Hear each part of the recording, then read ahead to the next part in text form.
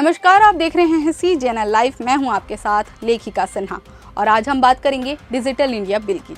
जैसा कि आप सब जानते हैं कि इन दिनों सोशल मीडिया पर फॉलोअर्स बढ़ाने और अपने कंटेंट वायरल करने की होड़ में अश्लील कंटेंट और अश्लील शब्दों का इस्तेमाल का चलन काफ़ी ज़्यादा बढ़ गया है। चूँकि आजकल 18 से कम उम्र के बच्चे भी सोशल मीडिया पर एक्टिव रहते हैं तो उन पर भी गलत असर पड़ता है। वहीं इस तरह के कंटेंट को लेकर लोग इतने फ्री हो चुके हैं कि खुलेआम ऐसे शब्दों का इस्तेमाल करने लगे हैं जो आप शायद सुन भी ना पाएं। इंडियाज़ गॉट टैलेंट की वजह से शुरू हुई चर्चा।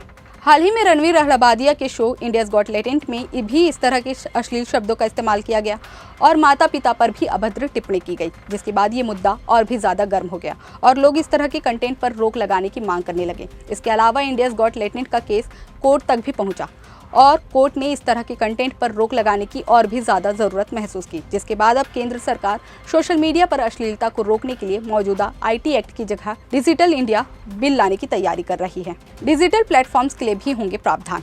बता दें कि डिजिटल इंडिया बिल पर केंद्र सरकार करीब 15 महीने से काम कर रहा है, जिसमें अलग अलग क्षेत्र के लिए विशिष्ट प्रावधान वाले कानून बनाए जाएंगे, जैसे दूरसंचार, सूचना प्रौद्योगिकी और सूचना प्रसारण संबंधी विषयों के लिए अलग अलग प्रावधान रखे जाएंगे। इसमें आर्टिफिशियल इंटेलिजेंस की गवर्नेंस की भी व्यवस्था होगी।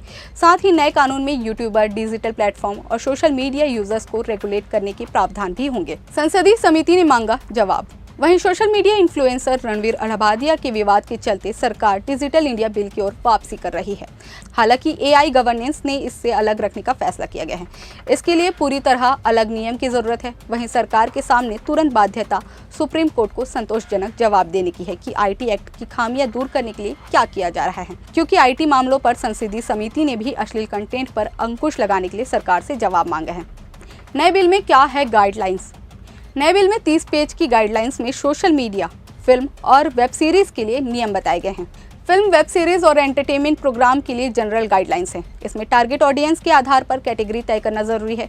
ये चेतावनी भी देना जरूरी है कि आप क्या कंटेंट दिखा रहे हैं।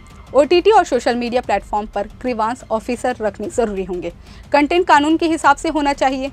उसमें सेक्स ना हो, एंटीनेशन ना हो और बच्चे और महिलाओं को नुकसान पहुंचाने वाला ना हो। कैसी होगी निगरानी? इसकी निगरानी 2 तरह की होगी। पहला, social media platform, OTT, mobile apps खुद इनका ध्यान रखेंगी कि और ये जांच करेंगी कि कोई कंटेंट गलत ना हो, चाइल्ड पोर्नोग्राफी ना हो, और ये भी देखेंगी कि सेक्सुअल कंटेंट किस लेवल का है और भाषा किस तरह की है। दूसरा, अगर किसी को कंटेंट पर आपत्ति है तो वो शिकायत कर सकता है। इसके लिए कंटेंट पब्लिश करने वाले प्लेटफॉर्म, वेबसाइट, ऐप पर शिकायत करने के लिए सिस्टम होगा। उस पर ग्रीवांस ऑफिसर का नाम, फ़ोन नंबर और ईमेल आईडी भी होगी। कोई भी व्यक्ति उस पर शिकायत कर सकेगा। शिकायत अधिकारी 24 घंटे शिकायत रजिस्टर करेगा। फिलहाल ये बिल कितना सफल होगा या कितना असफल होगा ये तो बाद में पता चलेगा, लेकिन आपको ये जानकारी कैसी लगी कमेंट करके ज़रूर बताएं।